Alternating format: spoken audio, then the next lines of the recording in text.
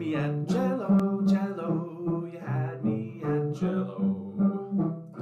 You had me at Cello. Oh, you had me at Cello.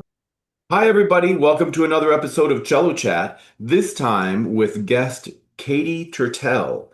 And I I hope everybody's sitting down out there because Katie is I think in your bio it might have been shorter to list the things you're not involved in. You're busy. Yeah. Yeah, I'm definitely not bored ever. So That's the important. positive. Which is great when we're in a field that we love. Totally. Yeah. 100%. So how did you get started on the cello in the first place? And then, if you can kind of walk us through your musical education, I mean, A, I always find that story interesting, and B, I'm imagining it will help also provide some context in how you're just as enterprising as you are in resourceful. Sure, absolutely. I'm happy to share that. Feel free. I can wax lyrical, so I can go All into right, a lot excellent. of detail as I know, but also let me know if it's too much. But so I'm a product of public school music programs, actually. I was introduced to the cello in the fourth grade by an amazing woman who became my first cello teacher. Her name was Virginia Gardner. And I always think about, the chance of might I not be a cellist because I actually felt sick and almost didn't go to school that day. Oh, But I went, thankfully, and was very drawn to the sound of the cello. I had parents who, encouraged me. Neither parent is a musician, but they really encouraged me and my sister to, open our horizons in every way. We had to do a lot of sports, and I don't know how much people feel the pressure nowadays. In the US of feeling well-rounded, but that was definitely a big part of my growing up in the 90s. Even though I'm American, I now live abroad, so I'm very in the scene of all of the kind of bringing up students in the UK sector. So I'll talk about some of that later. But anyway, great. so started off in a group strings class, and my teacher, I think, noticed that I had quite a keen interest in the cello, or maybe a special whatever. And I think that as a teacher, I think that's one of our most important roles is to be able to spot when somebody has interest and help encourage that interest, And I think that we can self-learn in that way as well through our careers. So, and then I was very lucky to go to Indiana University for my undergraduate degree. And I started off my studies there with Emilio Colon, who's an amazing teacher who's still there. And at the time I was there, it was a Starker school. So every Yeah. teacher who was teaching there was a student of Janos Starker, who was also still living. And I was very lucky to study with him in my last 2 years of study at Indiana University. And I think he was a fascinating teacher because, in a lot of ways, most of the students he was teaching were further along in their musical career than I was at age 20. He had a lot of students who were doing international competitions and all of that at the time. But I always think it's one of those things you can sometimes have somebody come into your life at a time when you're almost too unaware to fully grasp the Huh. gravitas. Um, and that was such an important teacher for me in my life because I look back on those 2 years with Starker and am constantly relearning from things he taught me in those two Yeah. years. Wow. Um, but it's sort of that ignorance, I guess, that I felt at that age that actually helped me get the most out of it because I saw a lot of people go to learn with him when they were older, and sometimes it actually, blocked them for a little while because he had Hmm. such a specific way of teaching. Hmm. I don't know who your teacher was, Benjamin. Yeah. George Nykrug, Phyllis Young, and Evan Tonsing, who was a Raymond Oh, Stool okay. student. Yeah. Amazing. But it It, was, like Phyllis Young, for example, the number of times we crossed paths with Starker, even at the international, what was international string the conference. festival Yeah, that I'm used to trying. happen at India. I know. Unfortunately, I'm blanking on the name too. The big cello festival that happened Yeah, every year. Yeah, yes, yeah, that Jerry Fishbach hosted, and yeah. Starker would be there, for example, and But just even watching his master classes online, he's one of these people that everything he says, you if you're not careful, your reaction could be, yeah, yeah, yeah, okay, I get what you're saying. And then you stop and you say, no, no, he chose each of those words very specifically. And if you let them, they'll stay in your brain until they percolate and really transform what you were Yes. doing wrong, what he identified like Sherlock Holmes and was addressing very, very compactly. 100%. He was so specific, I think, about how he used language. And he didn't mince words. I mean, he'd be very direct, but I also think the funny thing about him is he really had a sense of humor. And he would never, like, anytime he gave you a compliment, it was a backhanded compliment. But it was kind of in this nature of like, don't take yourself so seriously. Like, I've seen it all. And there's a comfort in that, I think kind of being thrown in the deep end again at a young age prepared me for a lot of things in life because you're like, well, this guy has seen it all. It's like going to the doctor's office, and that was what people always said. He's seen it all, he knows it all. That's Um, good. but ironically, I would say one of the best pieces of information or lessons he taught me had nothing to do with the cello. And it was one time when I was getting ready for grad school auditions, and I went and played something relatively, technically not that demanding. I think it was like Mendelssohn D major sonata or something. And he just, because he smoked cigarettes also, he was like Constantly. the only, Yeah.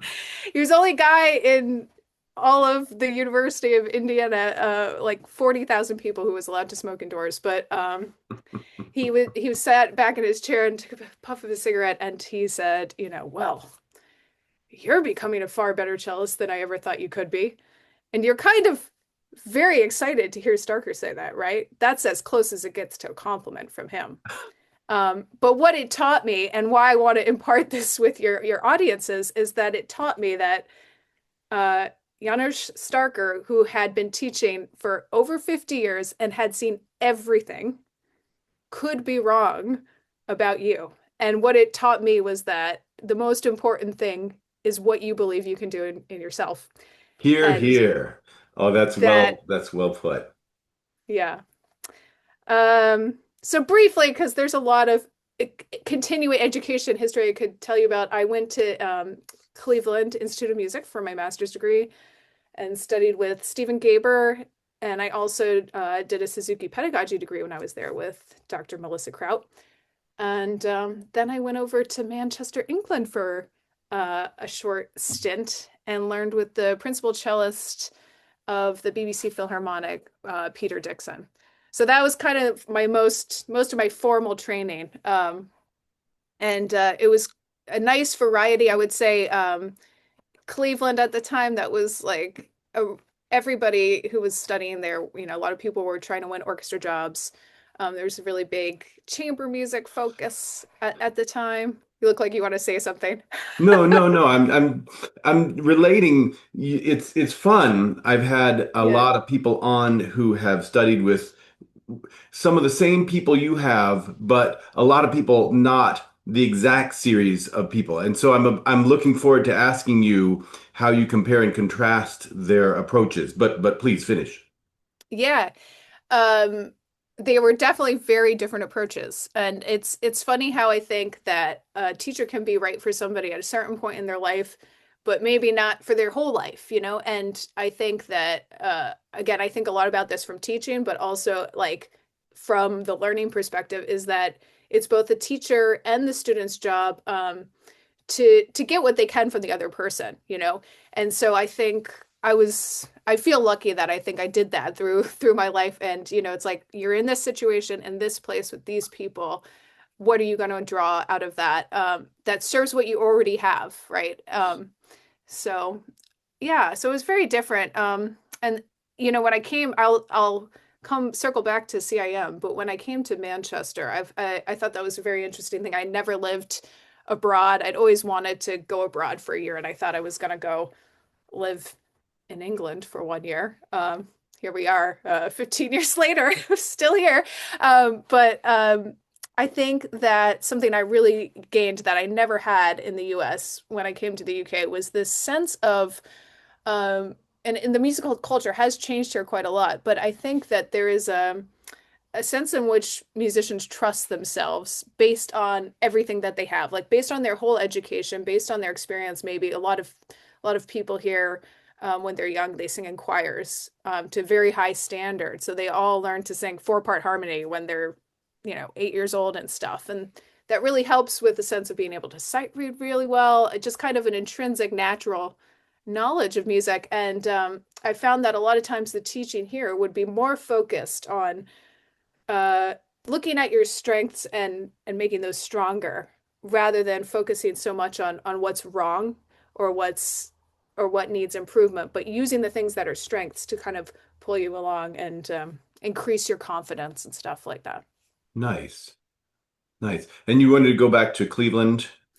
Yeah, so Cleveland was it was an amazing time to be in Cleveland. I think it was it was the height of the Cleveland Orchestra. I mean, in a lot of ways, and feel free to edit this out if it's not appropriate, but it was before all of the Me Too scandals. A lot of those teachers were still at CIM. I won't name any names, but I worked with a lot of them in other people's lessons and stuff. But I think that there were just so many incredible string players, especially incredible violinists. And I think that for me, the real advantage of being at CIM was getting to play chamber music with all of these people who just could Hmm. play out of their skin.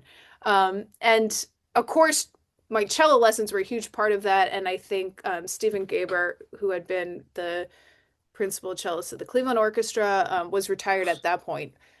He really just, he was like a warhorse of how to do orchestra auditions, how to prepare, how to, all of that, which was a very different focus than what I had at Indiana. And Mhm. I think, yeah, both really balanced me out to kind of prepare me for what happened next.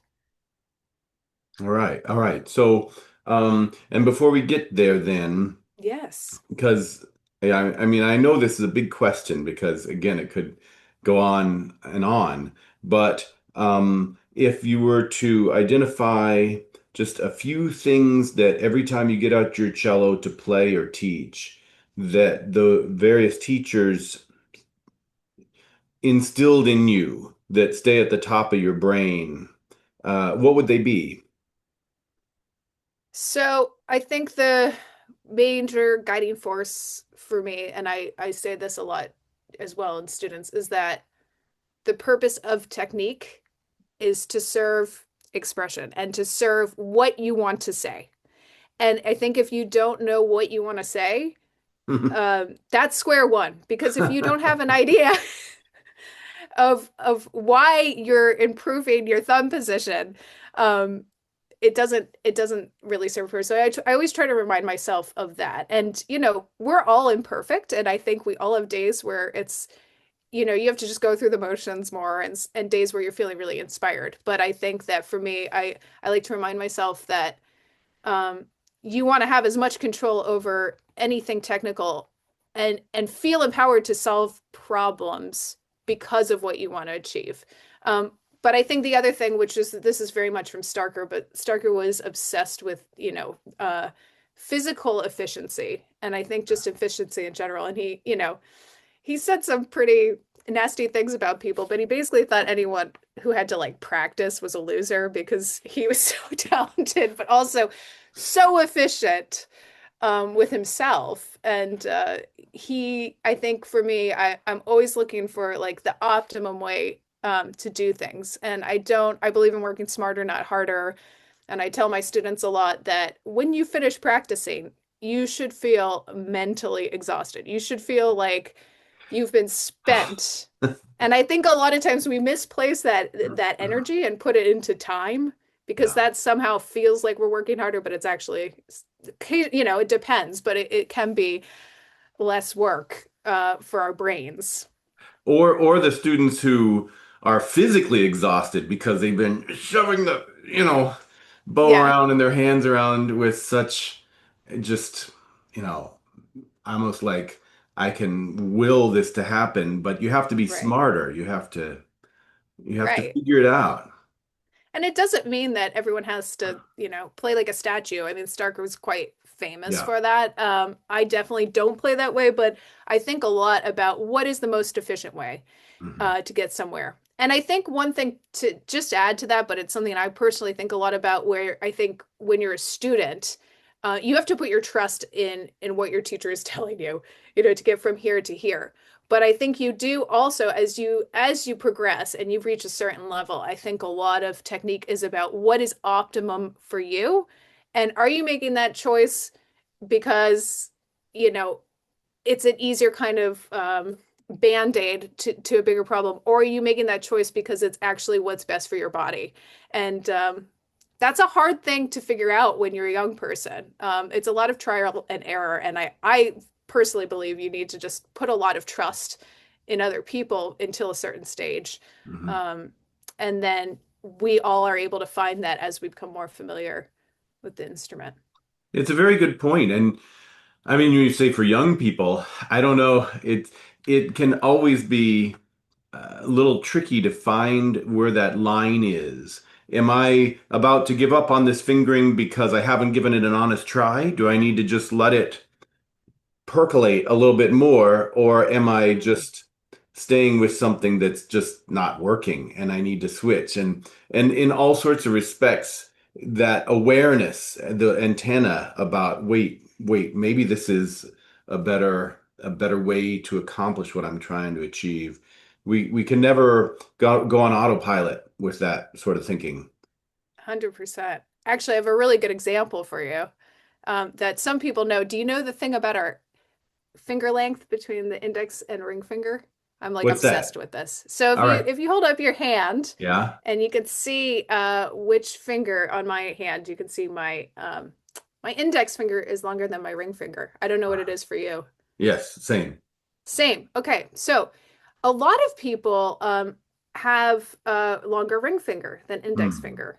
And actually, I think that tends to be, for some reason, a little bit more common in cellists to have a longer ring finger. Um, or Hmm. it might just be a genetic thing. I don't know. But most of my students have a longer ring finger than index finger, but some don't. And you can think about, I mean, the best example I can think of how this affects our technique is thumb position.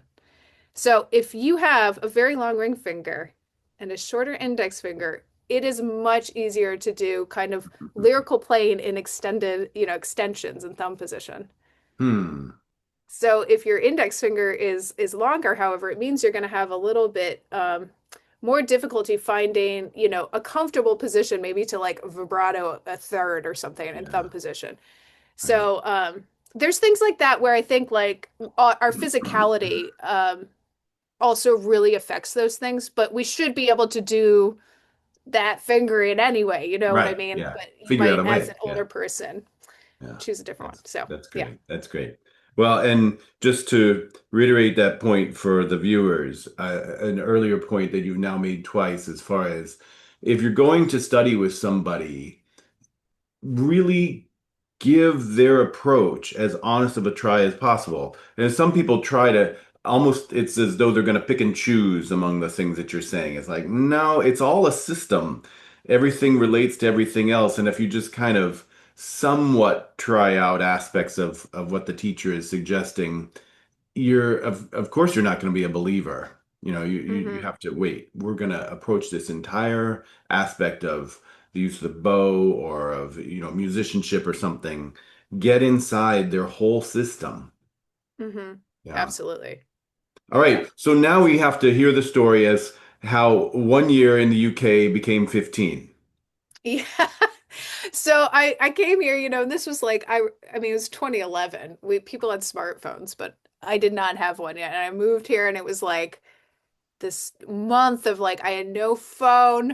I was just wandering around and I was like, I'm obsessed. I don't know why. I don't know why I love it here, but I'm never going back. I did leave the UK. I had a job in the National Symphony Orchestra of Ireland for 5 years, but that's about a half an hour plane right away. So this has kind of become my base for the past 15 years anyway. But I think it took me a long time to figure out what I loved about being over here so much. And I remember it's funny because at the time, again, the UK was part of the European Union, and now it's not. But I felt it was so European in the approach, and people in England will be like, "We're not European." I mean, not even people who are, have anything against the European Union. It's just they think they're more cutthroat and fast paced. And I guess I find what is very appealing to me in the music making here is that there's just this incredibly vibrant freelance culture that has somehow come about because of the lack of funding and availability actually for properly reimbursing all levels of musician and artistry, but it's made people have to be kind of um really not, I don't want to say efficient, but they have to be really clever, and they have to really kind of fight for it and be explosive in their ideas and commitment to things. And you can see that throughout musical history in Britain. Kind of classical music started as like a hobby for the elite and the upper class, and the people who were performing to the elite and upper class were either servants or they were the like people who could afford music lessons.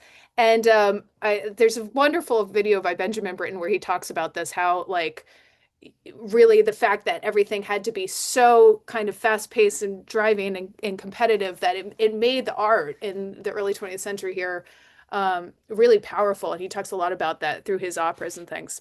Anyway, so I kind of really love that. I love that people here are great at sight reading and they trust their abilities in that. I think that there are definitely pros and cons to being able to sight read anything because sometimes it means you don't really you can get by on fewer rehearsals maybe for something to be at a professional level, but there's a lot that can be missed there too. So it's a balance. I'm grateful for the foundations I got in another country that I can then bring to some music making here.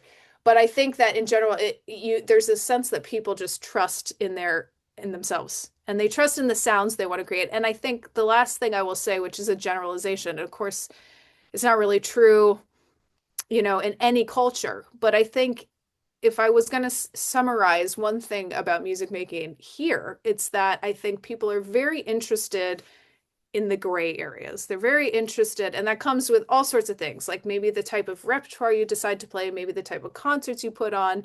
But specifically, I think the music making here, they're much more interested in not what is black and white, but where the magic happens, with sound, with articulation. And I think that sometimes that comes across as a little bit less emphasis on technical aspects of playing, but in order to achieve a higher level of artistry. So anyway, that's a bit of rambling, but essentially that's what I find appealing about this country, and why I decided to stay here and move back here after having a job in another wonderful country, Ireland. Excellent. Well, okay, can we pause there and ask you about, I mean, I don't know, I'll just preface this by saying it seems over the many, many years that I could categorize most musicians that I work with as either having a mind that is more of the sight reading type or more of the play by ear type. Now you have a master's in Suzuki pedagogy, and Suzuki is clearly emphasizing the play by ear. But Yeah, then what is it, ABRSM? that's it. That system also is clearly at least a big part of the preparing people for good sight reading skills. And so with your background in both, I mean, is there any sort of generalization that you can make about, because I mean, we hear people say about the Suzuki system, well, sure, it's great, but wish it emphasized sight reading more. It's like, where do you think that balance is between training both parts of the brain? Yeah, it's a great question.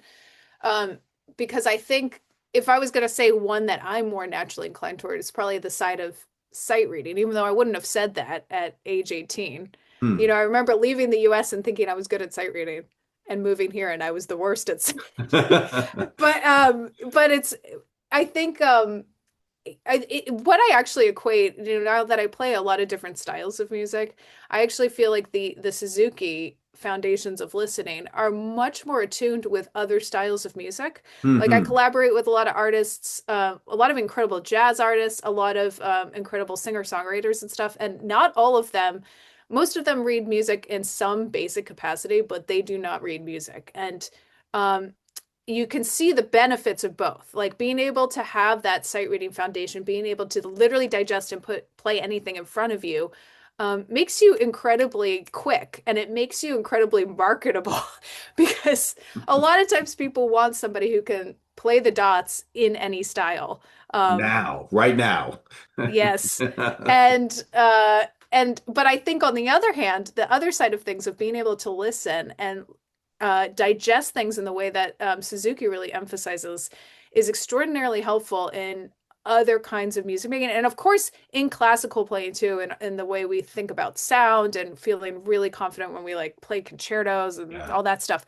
But it's also been really enlightening to me when I was in my job in the orchestra, we had to do a lot of, you know, new music or different collaborations, and people would get so frustrated when, you know, somebody came in who was from a different musical background and wanted to like, you know, play through things a couple times, and they're like, oh, oh God, I can't, you know, and I've had to kind of pull myself back from that because I definitely used to be in the mindset of like, it has to be efficient. It has to be as quick as possible. I can do this. You need to be able to do this. But there's a lot we lose in only focusing on that. And I think creativity lives in the areas of the Suzuki side of things, ironically. You know, I think that is where the brain has time to digest what's happening and contribute in meaningful ways to growth and creativity. So Yeah, I I can like see that. I can see benefits of both. Yeah. Yeah, interesting. Well, and as you're saying that, and my brain is thinking of I couldn't help kind of counting the number of times. It's been at least five that I've heard, you were talking about the English approach, as a generalization. Mhm. At least five times in my life, I've heard somebody who was a super, super good sight reader say, yeah, the thing about sight reading is on the first rehearsal, I feel amazing, but then have a harder time to know what to do from there. You Yeah. know, it's like, well, Hmm. in a way, it was so good when I played through it the first time, and now what is the rehearsal process that I want to do to change it from there? Yeah. Yeah, totally. I mean, and I have seen people at every stage in their musical career in England come across that problem. And I think that that is the kind of sacrifice you make is that when something is when all the emphasis is put on that efficiency, then the act of rehearsing, like rehearsing a string quartet, can feel a bit like, oh well, we can do this. It'll be fine. It'll be grand, you know. But I think that on the other hand, what that gives you is just a, you know, remarkable foundation on which to then channel more of your energy into the things you care about, which is where I sort of try to live. I think it's, you know, you're not spending all of your time necessarily um, getting, you know, to 75%. And that means you can just spend more time in the top thing. But I think it definitely has to be a priority. You know, there's definitely people that are like, no, I'm fine with 75%. That's good. Thanks. Um, Not gonna work. yeah.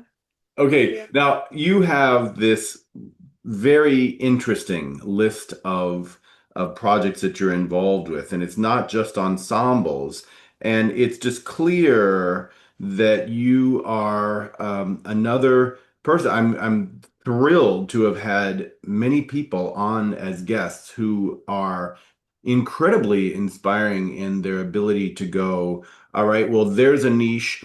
I know how I'm going to fill it. There's a need. I know what I'm going to do, rather than ever waiting for opportunity to bring stuff to you.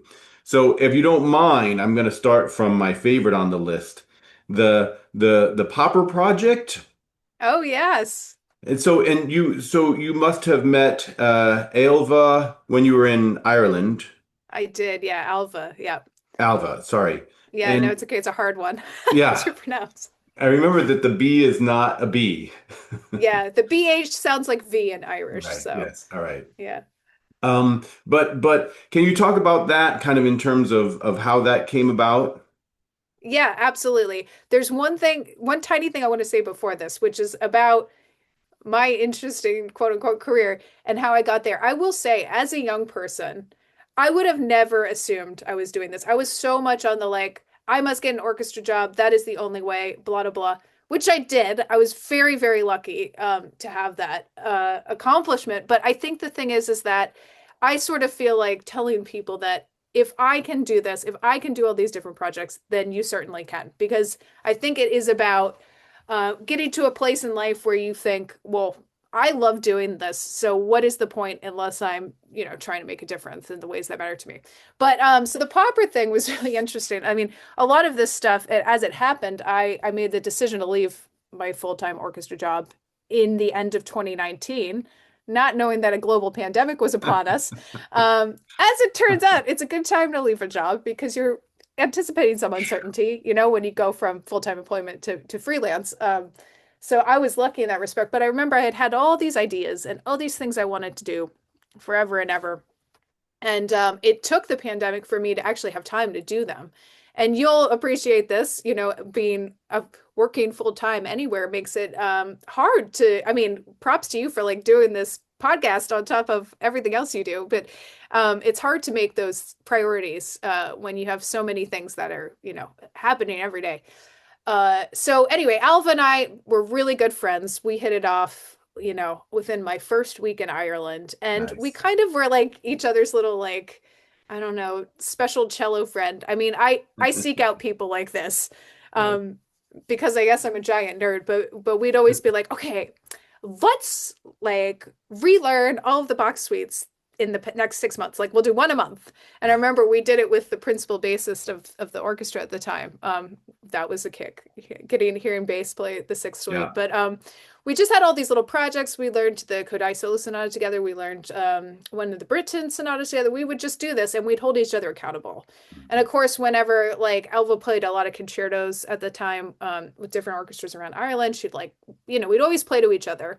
And I think that I think everyone needs that. I think everyone needs that throughout their musical career. It's not like you're studying and then you're done. Like you need Right. that forever. Yes. You need your people. And we always need a foil because it's as much as we try to be honest with ourselves, you can't always be.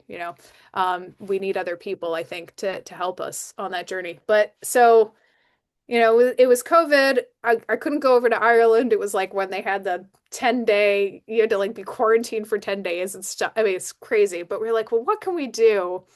And I had just started teaching at Durham University, and Alva teaches at Royal College, the Royal Academy of Music in Dublin. And we were thinking about, well, what's something we can use that's a resource to help our students and, selfishly for ourselves, make sure we're like staying in shape through the pandemic when we're not playing all the time. And you'd be surprised well, I'm sure you experience this, but it's super scary to like play online to people that you respect and trust. I mean, I think we all had that experience during the pandemic. We're Or like, to oh yeah, strangers, you or to know? strangers.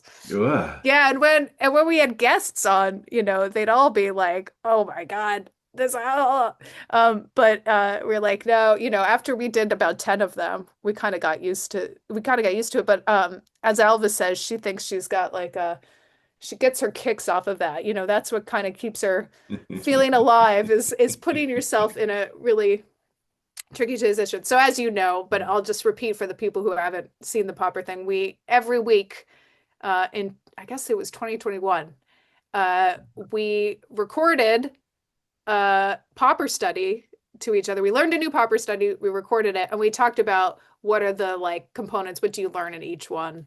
Um, Broke down some of the practice strategies and what they'd be useful for, and then we had a couple guests on as well, which very uh, great for us. We were so happy to have people interested in our super nerdy project.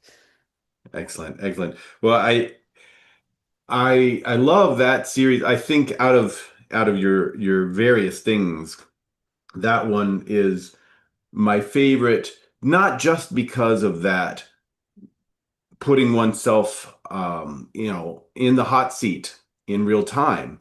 I mean, our art is one of the temporal arts. If we were painters or something, it wouldn't make much sense to do that, or sculptors or whatever. But in theater and in dance and in music, it's about time. It's about delivering what you deliver right now, when the downbeat happens. 100%.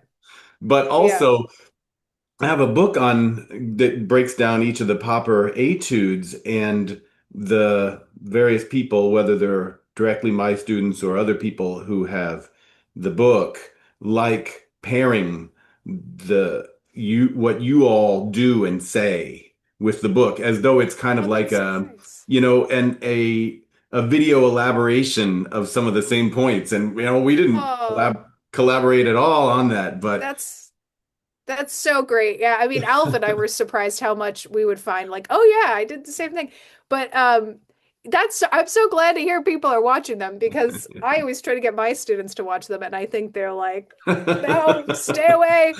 Um, but I guess, bringing it up because it's not something I think about every day. It was a couple years ago we did it, but I think the other thing for me that was really important in that is that, we are all on a journey. Like we are all trying to improve. And like for me, it's the Einstein quote, life is like riding a bike. Second you stop, you fall off. And I think that everything about learning, it's forever. yes. And I also think that, just going back to the thing, I wish I could be 18 again and doing an undergraduate degree. And if I was, I would just be like, every chance I get, like playing things with other people, getting Yeah. people, because the sum is greater than the parts. The more information and ideas we have from people, I think the better it makes us, and the more it makes us able to, you know, Right. change this musical world. Yeah, right. And I love that you're saying that. That's clearly part of what we these days call entrepreneurial attitude of why would I ever shy away from saying yes to an opportunity to learn more, to experience more. And now I'm sure that has played a part in all of these other things I want to ask you about. And maybe maybe you choose the order because you know how probably one thing either came first or led to another. But the Appalachian Chamber Music, the Musici Ireland, uh, the research project on Lost Cassadó. in Plain Sight. Yeah. And then there's a Howay the Lasses. Yep. Again, I just picture my students watching this and thinking, I mean, of course, it's going to be a different list for them, but at least some of them hopefully will do the same sort of thing of going, that's a cool project. I'm going to do that too. How did these various things come about? Well, I'll answer in some order. I think I'll start with talking about the festival, but Okay. it's interesting because I think for me it was really about and I guess how I'll conflate this to like learning is that sometimes people go away to like a master class and that can just change everything, within a very short amount of time. It doesn't mean they haven't been working, it doesn't mean they haven't been getting all the support they need, but there's sometimes a moment in life of inspiration and it feels like this is the time when all these things happen. And for me that was, around the pandemic, because I think it was the first time in my adult life I had time to really do the things I wanted to do. And I think people should feel, and I'm definitely at a stage in my life now where I don't have that time and space. I wish I did. But I think it is important to allow yourself to have time for things to percolate. But with the festival, Appalachian Chamber Music Festival, I had wanted to start a festival for about a decade before that. And I always thought about like different places I could do it. When I was living in Ireland, I had a lot of friends who had started different chamber music series and little chamber music groups and things. And I've always loved chamber music, has always been essential to me and the most fun thing we get to do. Yeah. And the essence of all of it. to me. So there was no doubt in my mind that whatever I did was going to be something to do with chamber music. But I wanted to start a festival, and I was like, oh, like, where, how am I going to do it? Who's going to fund it? All of those kind of questions. But I kind of came upon a lot of good advice from people who worked in the arts, but more from the management side of things. And they were like, a lot of times musicians try to start stuff and they're just thinking about playing with their friends. And I'm like, yeah, that's what I want to do. I want to like make music with my friends. And they're like, yeah, but people don't think enough about, the audience experience. Who is it for? What is it doing? People just want to play. And it's a big problem in classical music. We're like, I'm so great. I'm going to play this masterpiece. Come to my concert and just graciously accept my offer. And, unfortunately, I mean, I do understand that drive of wanting to just be like venerated for like practicing a lot, but the world just doesn't care, unless you make it matter to them. And I think for me, this moment of inspiration really made me reflect on these bigger questions of like, well, if I truly care about this and it means a lot to me, well, I can't just play it to other people who already like, have awoken to the magic of classical chamber music. I have to involve people who don't know how wonderful it is yet. And I think another thing I was really inspired by was a good friend of mine who's a conductor. He has an impossible to pronounce last name, so I can spell it out for you, but his name's Jan Malachetabaria.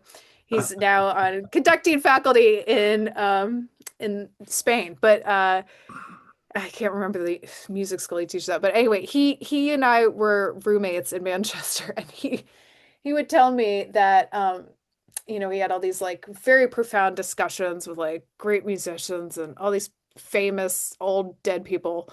But he would say that if you can get one person in the audience, to experience an ounce of the magic you feel doing it, then it's worth it. And so that has been kind of my driving factor in the festival, at least, and I think most of my other projects. So, but it's not that hard to research these things. Like we have Google, everybody I feel like has somebody like distantly related to them that has like something to do with like legal lawyer stuff. You can ask people questions. There's lots of people who started, I set up the festival as a nonprofit, so it's a 501c3, but it's really, really easy to find resources online about how to set that up. That's like the easy part. And I would say, anyone who's done a college application, you're probably in good shape to like do other applications. I think also I'm a big believer in empowering people to like, get used to paperwork and realize that your classical musician brain of like not wanting to mess things up and be perfect will actually put you, in the top 80% of people who know how to do paperwork. Maybe that's a bit arrogant of me to say, but I like it. It's true. It's harder to mess it up than you think. So yeah, and then the festival's now grown. We've just had our 5th season, and I have achieved my original goal of just playing music with friends, but I think the silver lining for me has been actually when you trust an audience to get what you're passionate about. A lot of times they do, and they're super excited. And West Virginia is not known for its devout classical music lovers. And now there's a whole group of people who never knew they needed chamber music in their life, who now eagerly look forward to every time we come to town. So yeah. That's very cool. Yeah. All right. Okay, what else should I talk about? I guess I could talk about maybe I'll talk about the band. So it's like the most niche.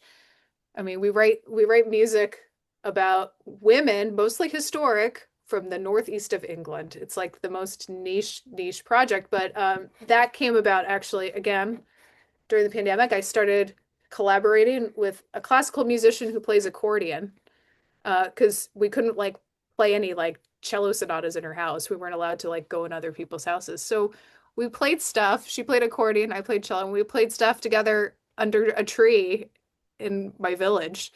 And that kind of led to the development. It's a long story, but that led to the development of this band where we're collaborating with people from different musical backgrounds. Um, but I think the thing is that, you know, writing, and we do write all our own music. I mean, I feel like such an imposter even saying I write music because I'm not a composer, and basically I write bass lines to these songs, but we all collaborate, you know, and create this whole new body of music. And it's been fascinating for me to see like the research process of how people, you know, write lyrics and how people yeah, just go through the craft of writing songs and stuff. So that has been really interesting and fun. I'm trying to think of something that would be for people who are like, well, how do I get to that? Because I think a lot of times musicians, when they're younger, they either think like they're like a cool musician or they're like a nerdy musician. You know, like people have these preconceived ideas, and I think a Yeah. lot of classical musicians are like, oh, I could never do Right. that, or I like listening to Shostakovich. I don't listen to whatever stuff. And I guess the thing is the longer I've lived, the more I've realized, well, music is just music. And so as long as you're tapping into the same fundamental elements that are in everything, you can really bring a lot to any sort of musical creation. So I guess what I'm saying is that I wouldn't have thought I would be doing that when I was 18. Hmm. Um, but it's a very, you know, inspiring part of the work I'm doing. Um, Nice. I'm trying to think, summarizing the other things. Cassadó, have you done Yeah. much music by Cassadó Yeah, yourself in your life? I love his music. I think it's brilliant. Yes, Yeah. I agree. Shocker. Uh, you should check out his quartets if you want. I'll send you a copy because they're Nice. amazing. Wow. I bet. And two of them are unpublished. But yeah, that came about, and I guess I'm trying to like just not retell my whole history, but add in bit things that are relevant to your listeners. But I think that for me, and some people might describe this as having no boundaries, I would describe it as being open to opportunities. So, like for example, I've had a lot of people I've taught, whether it be parents of students or adults that I've taught, who've become friends and who've become people I work with in other ways. Uh-huh. And one of these people is the person who I'm doing this Casado project with, who is a um, professor of Spanish studies at Durham University. But she kind of was very into the watching like old footage of the Casado competition. Do you remember when that used to happen Mm-hmm. in Japan? And Mm-hmm. she was like, why is this competition in Japan, but it has an accent on the O? And she got really into Casado and was like, let's do something with him. And I was like, yeah, let's play all his music. He has lots of music in Japan. And actually, when I was an undergrad at Indiana, Emilio Colon actually he took a 6 month sabbatical to try to go to Japan and get into the archives, which a lot of people have tried to do. It's a whole long story, but Mm. all of Kazuto's music is in Japan. Um, so I guess with that story, and now, you know, we've done loads of concerts of his music, a lot of music that has been unpublished, you know, all over Europe, in the US, lots in the UK and Ireland. And I guess the point I would say with that is if you find something you're interested in and that speaks to you, just find a way of getting other people interested in it. Mhm. Because a lot of times, if you find value in it, other people will too. Might not be everyone's cup of tea, but I mean, we already know as cellists that Costa is great. And, you know, but it's been quite eye-opening to see how much other people are drawn to his music too. They just needed to see the light, as it were. There, just hear it. Just hear it. Um, Probably really quickly, I'll just talk about one of kind of major last things, which is Musici Ireland, Yeah. which is a chamber group I've been involved with since 2016. But right now, we're kind of doing a lot more interdisciplinary work. So we'll be premiering a work next month in Luxembourg that is Have you ever played with one of those cello strap things, those mic block Yes, cello yes. straps? Yeah. Takes a little Yeah. getting used to. It does. I'm still not used to it, and I spent 10 days doing it in May, but it's a show where we all have to memorize everything, walk around and play. It's original score by Libby Crode, who's a composer here in the UK. But it's work all about unseen disability. And I have to say, this is one of the things, again, when you're 18, you don't think about all the different ways you can be a musician. But as part of this project, I spent probably, 2 weeks over the past couple years doing research and development with these groups of people who have unseen disabilities and learning about how we can express that in a music and artistic way. And that has just been so incredible. Hmm. And you kind of get to the end of these days and you sit there and you're like, well, man, I didn't think this is what being a musician was, but this is pretty awesome. And Hmm. Hmm. to Hmm. then see that realized in something that is a production is truly, yeah, remarkable and very inspiring to me. That's great. That's great. So I have to ask, did in Ireland, did you also know Neil O'Loughlin or Yes, or Steven Sensbach before he passed away, or was he before your time? I think he was before my time. Okay. Yeah, Or do you know but Neil? Oh my yeah, gosh. and Violetta Muth? Yeah. Yeah, all Oh right. my gosh. There are Have they other come on the yes, podcast? also Oh guests on my this and gosh. Oh, that's yeah. so great. And it I mean I think this is about episode 190. And it's like the experience when you invite a master clinician and they might say some of the exact same things that you did. You're sitting there going, okay, yeah, good. That I make that same point. And one of your students can be just like, and like, don't react like that. I've told you that before, but they had to hear it in a particular way or when it was set up in a particular way or something. And this whole thing of you're making many of the points that I really want my students to hear and other listeners as well, and with a level of enthusiasm that I think, I mean, it's like we can never afford. You've mentioned a few times this attitude of being a lifelong learner, as they sometimes call it. This idea of education is continuous education, but sometimes people, if we're not careful, we can let our own fire for what got us into music in the first place or cello not get extinguished, but just kind of go down a little bit. And that certainly doesn't benefit you. It doesn't benefit your art. You have to look for more things to go, oh, that would be cool. How can I make that happen as well? Yeah, it's the happily ever after effect, right? It's hard because I think so much of learning, or learning in a kind of university or music college setting is that people are like, you need to get this, you need to get this job, you need to be successful. And then it's kind of like, but what happens then when you get the job? And and I'm not saying there's anything wrong, by the way, with having full-time employment.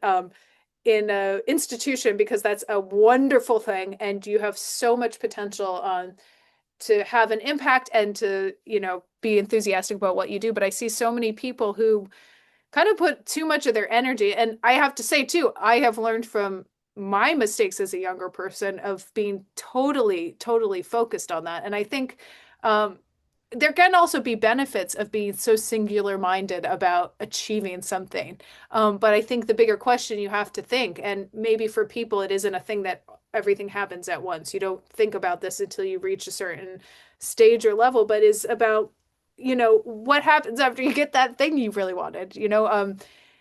Does music matter to you because you were able to tick a box and achieve a dream, or is there more to it? And I think what you find out is there is more to it, and the people who don't find that out, I think, generally can become really unhappy. And it's hard also, I will say that for me, it's something I've learned about myself, and I would encourage anybody who's a young person to really think about this for themselves, is that I think I realized I am somebody who values my independence, uh, possibly above everything else. I like to be able to say yes to things and no to things and to like get on a flight and go somewhere and do what I want when I want to. It doesn't mean I always can, but for me, that was a priority that was more important than being in a safe situation where I had to. And I'm not, again, we're all different as people. We need the whole spectrum Yeah. of people who are committed to one end of things and the other end of things, but just don't be afraid of being true to who you are. Yeah, so Leonard Slatkin was the conductor of the National Symphony Orchestra in Washington, D.C. when I was growing up in Northern Virginia. And I had the chance with him much later in life to work with him in Ireland in the National Symphony Orchestra there. But when I was a student at IU, he came and conducted a Shostakovich symphony. I think it was Leningrad. But he gave us this whole talk about how it doesn't matter. Don't try to be anybody else except who you are. Because if you get a job, if you want a job being some idea of what you're supposed to be, then once you get that job, you're not going to be happy. You know, you have to be true to who you are. And I think it's hard to trust that in yourself. And it runs in kind of conflict with this whole idea we started off the talk with about how you need to put your trust in other people. And I can see how that's a very difficult thing to navigate for people is completely allowing yourself to be driven by somebody, but also finding who you are in yourself. And all I would say to people is just trust the process. You know, it's gonna be ups and downs and you'll figure it out. But it's very important, I think, to listen to what is driving you inside. And that the reason that's important is because we love music and that love can disappear if you don't foster it. Well said. All right. Other upcoming projects. You mentioned Luxembourg performance. What other irons do you have in the fire? Well, it's like it's hard for me to keep track. I'm thinking, I mean, I'm doing some coaching for the National Youth Orchestra this weekend, which will be really fun. Um, we're doing a songwriting workshop with the band as well, in the upcoming week. Cool. I'm trying to think. Yeah, we'll be in Luxembourg for several things. I also still play a lot with different symphony orchestras and chamber orchestras in the UK. So I have an upcoming performance with the London Concertante in the next couple of weeks. So I think, yeah, those are some highlights. And then the festival, we always do a winter residency between Christmas and New Year's. So if any of your listeners happen to Okay. be in the vicinity of Harpers Ferry, West Virginia, come by and say hi. Okay. And Um, what are the dates?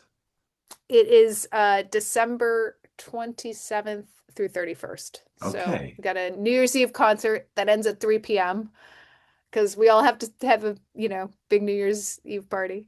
Um, Nice. that's kind of payback for when I was in the orchestra. We always had to do a New Year's Day concert. So I was Aha. like, never again. Have to finish by 3 p.m. on New Year's Eve. Tremendous. Well, best of Yeah. luck with all of that and whatever other projects are around the corner for you. Thank you so much. It's been so nice chatting. Likewise. All right. Great. Well, yeah, it's been a as much of a treat as I knew it would be. Oh, So well, thank you thank very you. much, Katie. And to Yeah, thanks for all, having me. thank you. For all of you out there, happy practicing all week long with all this inspiration, and we'll meet back this same time next Friday. Take care. You had me at